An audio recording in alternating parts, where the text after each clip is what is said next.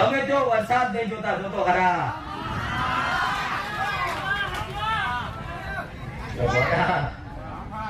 આવો વાલ બનાવતા હોય, આવો ભાવ બનાવતા હોય, તમારા ભાવનો દુરુપયોગ થવા દઉં વહેલી છે.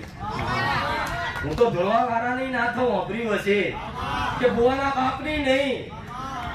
હું તો બધાને મારા દીકરાના કોઠે ધૂણું, પણ તમે મારા દીકરા કરતા વધારે લાડ કરો તો એના કોઠે ધૂણીને હું તમને લાડ કરું. એ બેન